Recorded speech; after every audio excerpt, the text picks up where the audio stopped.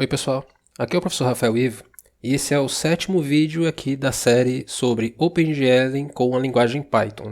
Nos últimos 3 vídeos eu mostrei como enviar os dados do seu objeto para a memória da GPU usando o Vertex Buffer Object, organizando esses dados usando um Vertex Array Object. Mostrei também como é que a gente pode enviar o código dos shaders para a GPU usando OpenGL, e também esse módulo extra de shaders do PyOpenGL, que deixa as coisas tudo muito mais simples. E por último, eu escrevi um shader simples aqui em GLSL. Então, até o momento, o shader que a gente escreveu faz apenas isso aqui, desenha, nosso programa, desenha 3 triângulos vermelhos, e o shader que eu escrevi faz esse degradê aqui, aumentando a intensidade de vermelho à medida que o pixel é mais alto na janela. Por enquanto, eu estou enviando apenas as posições dos vértices, certo? Se vocês podem observar aqui, isso aqui é a única coisa que eu estou enviando lá no nosso Vertex Buffer Object, ou seja, eu só estou mandando as coordenadas das extremidades dos triângulos. Só que, dessa vez aqui, eu vou focar em enviar mais coisa do que apenas as coordenadas das extremidades, tá certo? Então, isso vai mudar algumas coisas aqui no nosso código e também vai servir, de certa maneira, como um tipo de resumo, de revisão dos últimos 3 vídeos, beleza? A gente vai ter que alterar um pouquinho aqui o nosso código do Vertex Buffer Object e do Vertex Array Object e um pouquinho dos shaders, mas vai ser tranquilo, beleza? Então vamos lá. Até o momento a gente está desenhando esses 3 triângulos, mas digamos que eu queira agora fazer 3 triângulos de cor diferente. Em vez de ser só vermelho, agora vai ser o de cima vai ser vermelho, o da esquerda vai ser verde e o da direita vai ser azul. Então agora eu não posso mais enviar somente as posições dos vértices, eu tenho que enviar a cor deles também. Então, para começar, eu vou modificar os dados presentes aqui na nossa lista. Tá? E beleza, vou modificar os dados. Eu tenho que fazer o que agora? Vou botar novas listas aqui, agora com as cores e tal? Não necessariamente, certo? Outra coisa também que eu quero fazer aqui é uma distinção que às vezes eu mesmo acabo me enrolando, certo? Que é o seguinte, quando a gente fala vértice, o que você imagina na sua cabeça? Você imagina aquela coordenada, x, y, No caso do 3D, x, y, z.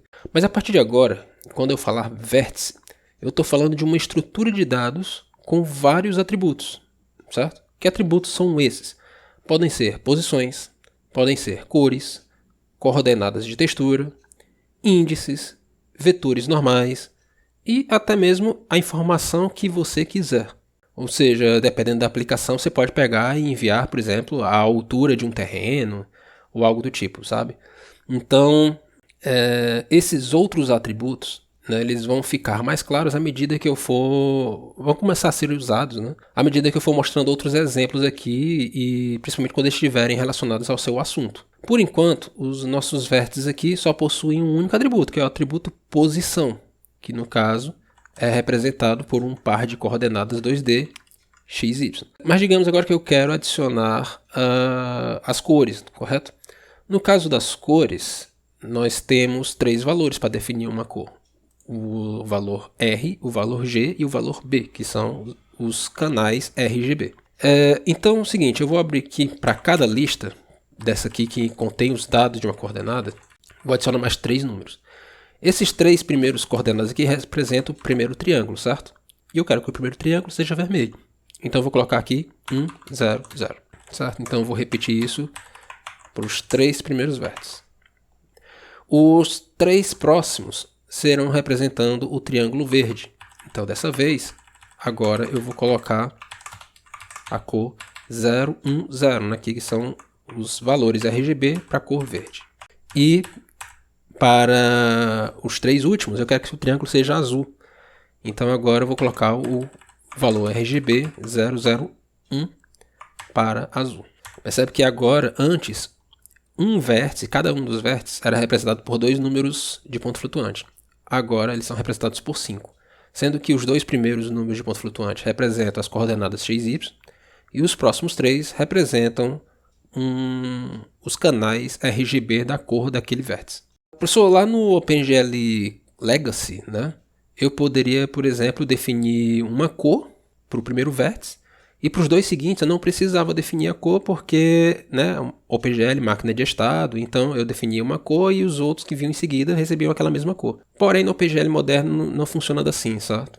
Então, se você quiser, vai ter que repetir mesmo. Mesmo que os 3 vértices aqui sejam a mesma cor vermelha, eu vou ter que passar para os 3 o valor vermelho, certo?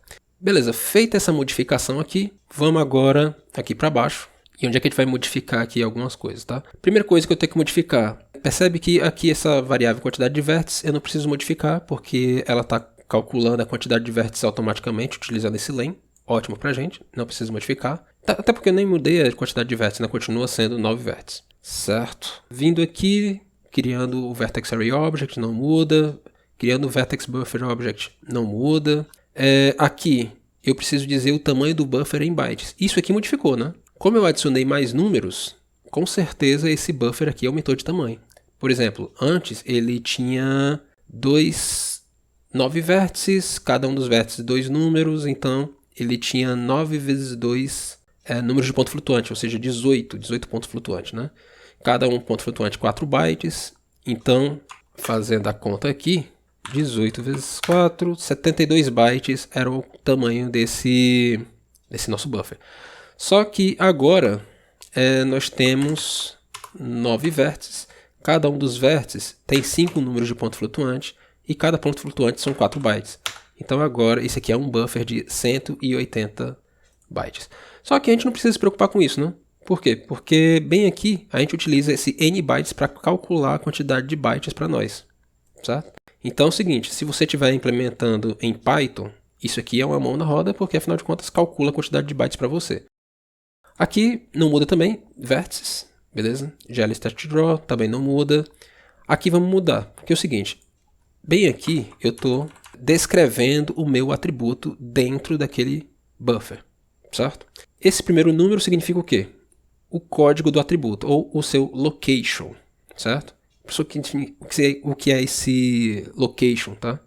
Se você vir aqui no Vertex Shader, vai observar que a posição do vértice está no location número 0. Esse aqui é o atributo número 0, segundo esse shader. Então, aqui no Vertex Buffer Object, ele precisa receber o código 0 também para poder fazer essa conversa entre o seu código e o código do shader. Beleza, então esse aqui eu não vou modificar, porque esse aqui tem código 0, aqui também tem que ter código 0. Quantidade de valores que o atributo possui, 2. Beleza, né? Meus triângulos são 2D com 2 valores x, y, então continua 2x, y. Valores de ponto flutuante também não muda, não modifiquei nada disso, continua sendo ponto flutuante. Valores devem ser normalizados, não muda, também GL false. Já aqui vai mudar. Por quê? Esse atributo aqui, esse parâmetro, né, da função, quer dizer o seguinte, quantos bytes eu tenho que pular entre um atributo e o próximo atributo. Percebe que um atributo começa aqui e o próximo começa aqui embaixo. Daqui para cá eu tive que pular quantos números, quantos valores de ponto flutuante? 5, certo? Então, daqui para cá eu tive que pular 5 pontos flutuantes. Daqui para cá, mais 5 pontos flutuantes. Daqui para cá, mais 5 pontos flutuantes. Então, sempre eu estou pulando 5 em 5 pontos flutuantes. Então, eu não posso multiplicar 2 vezes 4. Esse 4 aqui é a quantidade de bytes de um ponto flutuante, certo? Então, aqui eu tenho que pular de 5 em 5 pontos flutuantes.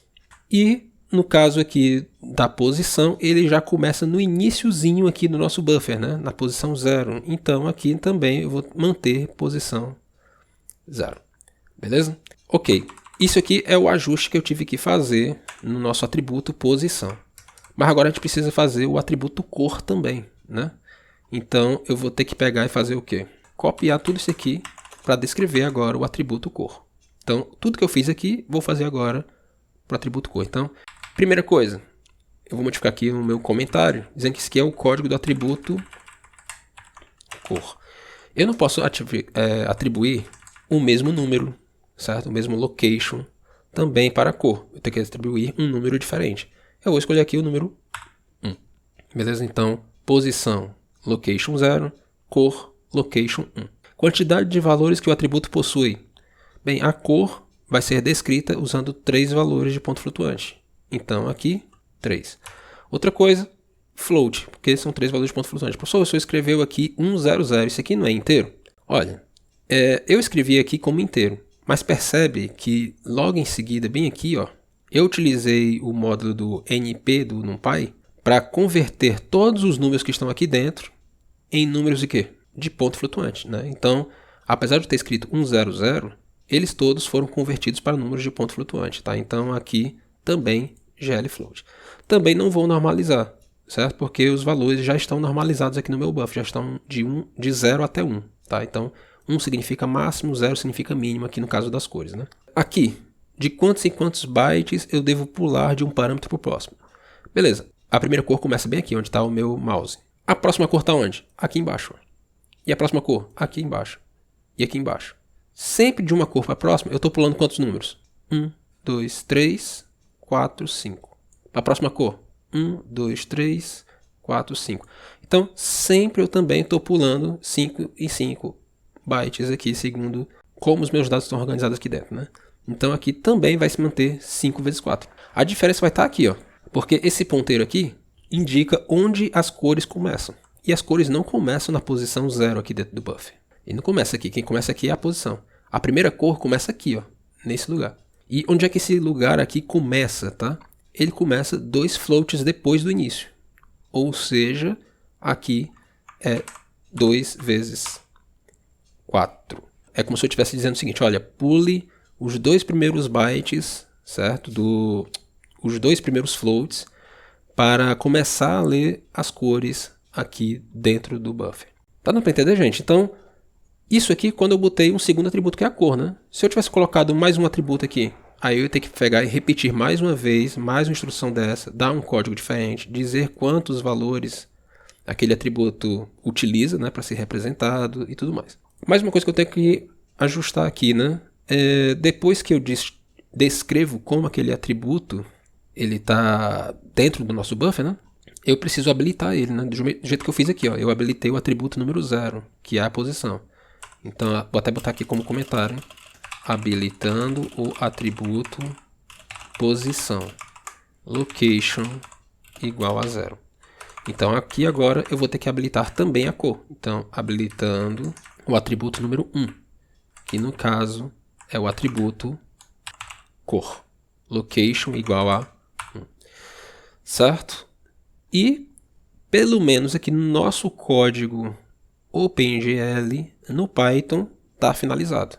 Adicionei as cores aqui no nosso buffer, atualizei a nossa descrição dos atributos, falta agora fazer aqui, ó, no Vertex Shader e no Fragment Shader as atualizações. Agora que eu estou enviando duas informações para o Vertex Shader, eu vou ter que pegar e aqui adicionar mais uma inserção de dados, né? No caso aqui o location 0 é a posição, location 1 é a cor. Então aqui eu vou ter que dar um nome para esse atributo. Eu vou chamar de a cor ou a color, vai, para manter tudo em inglês, né?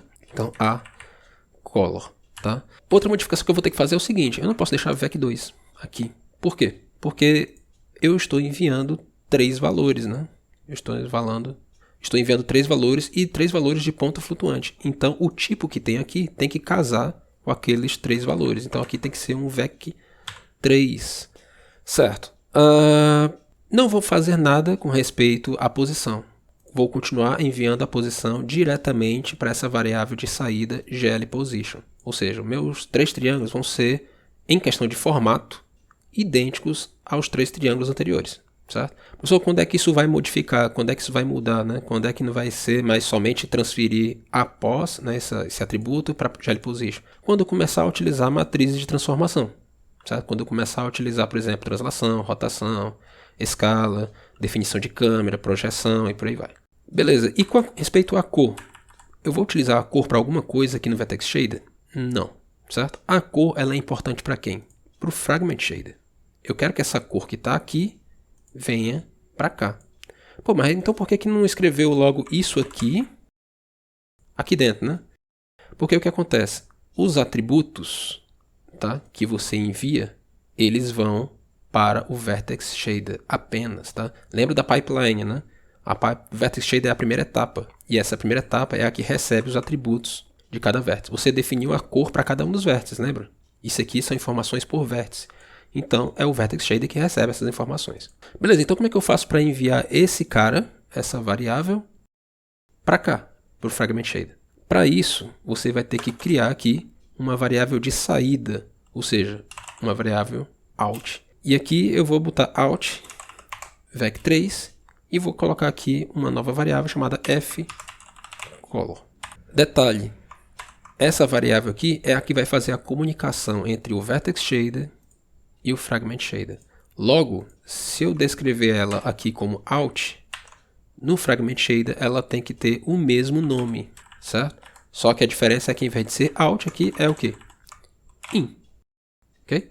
Então, o que acontece? Esse out aqui, essa variável fColor, ela foi descrita aqui no Vertex Shader. Ela é uma variável de saída. O valor que ela receber, ela vai transmitir aqui, teoricamente, né, para o Fragment Shader. Então, o que eu faço aqui dentro do main? A única coisa que eu vou alterar aqui é o seguinte. Vou fazer esse fColor, receber a color. Então, a cor que o atributo, né, enviar vai ser enviado para essa variável fColor. Essa variável fColor vai transmitir seus valores para o Fragment Shader, certo? Com essa cor aqui, agora o que é que eu faço? Eu não preciso mais aqui, vou até apagar esse negócio aqui para ficar escuro, né? Eu não quero mais. Eu posso fazer o seguinte: FragColor, que é a cor de saída, lembra do shader anterior, vai receber agora fColor. Só por que tem esse 1 aqui no final? FragColor é um vec4, fColor é um vec3. Eu não posso pegar e simplesmente atribuir um para o outro, né? Vai dar um erro de compilação por conta do tipo diferente. Então, o que eu posso fazer? Eu posso montar um vec4 a partir de fColor, montando ele com o número 1 depois aqui, usando o construtor vec4. Né? E por que 1? Porque esse 1 aqui é a transparência e eu não quero transparência, eu quero a cor sólida, né? Então aqui 1.0. Beleza, gente? Então isso aqui é o suficiente. Vou salvar aqui os arquivos e vamos executar. E tá aí os nossos 3 triângulos, agora com cores diferentes, né? Na verdade parece que o primeiro triângulo era o triângulo daqui de baixo, né? Então o vermelho ficou aqui à esquerda, o verde ficou à direita e o azul ficou aqui em cima. Beleza? Bem, última coisa aqui que eu quero pegar e falar para vocês é o seguinte. Eu falei que esse cara aqui é uma variável de saída e aqui é uma variável de entrada, né? Parece até que eu fiz o quê? Que eu peguei o número que estava aqui e enviei para cá, correto? Né? Como se fosse uma atribuição mesmo, né? Como se fosse uma passagem. E realmente parece, pelo que deu a entender aqui na nossa execução. Mas eu quero que vocês pensem no seguinte. Vertex Shader é executado para cada um dos vértices. E nós temos quantos vértices na nossa figura? 9. Fragment Shader é executado para fragmentos. Quantos pixels vocês acham que devem existir nessa figura aqui, nesses triângulos? Centenas, se não for milhares de pixels. Ou seja, milhares de fragmentos. Então, o que isso significa? Que é o seguinte, eu vou enviar os dados aqui, cada vértice vai enviar um valor. Se esses 3 valores forem iguais, todos os fragmentos daquele triângulo vão receber o mesmo valor aqui mesmo. Que foi o que aconteceu. Por exemplo, quando eu enviei para um triângulo 3 cores vermelhas, foram enviados aqui para o fColor, para cada um daqueles 3 vértices, a cor vermelha. Então, todos os fragmentos aqui receberam cor vermelha também. Mas o que acontece se eu enviar cores diferentes para vértices diferentes? O que vai acontecer vai ser o seguinte, vai ter 3 fColor diferentes. Um vértice vai receber uma cor, outro vértice vai receber outra, outro vértice vai receber outra. Só que o pixel daqui vai receber qual das 3 cores? Do vértice A, do primeiro vértice, do segundo ou do terceiro vértice, né? O que acontece é o que a gente chama de interpolação linear. Tá? Então, só para fazer um teste aqui, ó, eu vou pegar aqui e fazer a seguinte modificação. Esse primeiro vértice aqui é o vértice do triângulo da esquerda, o vértice mais da esquerda. Esse vértice aqui é o vértice de baixo da direita, né? Então eu vou trocar ele aqui de vermelho para amarelo. E esse último vértice aqui é o vértice de cima do triângulo da esquerda. E eu vou trocar ele para magenta. Pronto, apenas isso. Tá? O resto eu vou deixar do jeito que tá. Vamos ver o que acontece. Observe o que aconteceu com esse triângulo aqui mais de baixo. Esse vértice é vermelho, esse vértice é amarelo, esse vértice é magenta. Quando eu enviei os valores, esse Vertex Shader, quando foi processar esse vértice aqui, enviou vermelho. Quando esse Vertex Shader processou esse vértice, enviou amarelo. Quando esse Vertex Shader processou esse vértice, enviou magenta. Mas o Fragment Shader executou para cada um dos pixels. E cada um dos pixels recebeu uma cor diferente. Recebeu o quê? A interpolação linear das cores que você enviou para cada um dos vértices. Professor, o que isso quer dizer com isso? Isso aqui aconteceu para cores, tá certo? Se você tivesse enviado, por exemplo, coordenadas de textura diferentes para cada uma das 3 extremidades, a parte interna ia receber coordenadas de textura interpoladas. Se você enviar, por exemplo, 3 números diferentes, eu enviei o peso, enviei o peso A, peso B e peso C. Esses 3 valores vão ter interpolação linear para a parte interna. Tá? Isso vai ser extremamente importante quando a gente falar de iluminação, por exemplo. Só para deixar mais bonitinho aqui, eu vou alterar também as cores dos vértices dos outros 2 triângulos, tá certo? Então, por exemplo, esse triângulo aqui é o triângulo verde, né? Tá do lado direito embaixo. Esse vértice aqui é o vértice da esquerda. Eu vou colocar ele amarelo. Esse aqui é o vértice da direita. Eu vou deixar ele verde. Esse aqui é o vértice de cima. E eu vou colocar ele ciano. Esse aqui é o último triângulo, que é o triângulo de cima, que é o triângulo azul. Esse vértice aqui é o vértice da esquerda. Esse aqui é o que eu vou deixar magenta. Esse aqui é o vértice da direita, que eu vou colocar ele ciano. E esse aqui é o vértice de cima, que eu vou deixar ele azul. Por que isso? Vocês vão entender aqui. Porque agora eu meio que deixei esse vértice aqui, apesar de ele estar duplicado aqui, né? Com a mesma cor e mesma posição, né? Então parece que está tendo uma interpolação linear aqui entre do azul para o magenta, do magenta para o vermelho, né? Do vermelho para o amarelo, do amarelo para o verde, do verde para o ciano, do ciano para o azul. Beleza? E bem, pessoal, por hoje é só. Esse vídeo foi quase que uma revisão, né, dos 3 vídeos anteriores. A gente revisitou aqui quase todo o código anterior, só que adicionando mais informação ao nosso modelo e avançando um pouco mais na nossa aplicação gráfica aqui. Para o próximo vídeo, eu vou dizer apenas que meu objetivo é otimizar ainda mais esse nosso código, porque ele ainda está gastando mais memória do que ele precisa. Observa que quando eu botei esse vértice aqui, eu tive que repetir as informações, né? Por exemplo, ele está aqui, aqui e aqui 2 vezes, né? Ele está repetindo. Dá para otimizar isso evitando a repetição de dados a serem enviados, tá certo?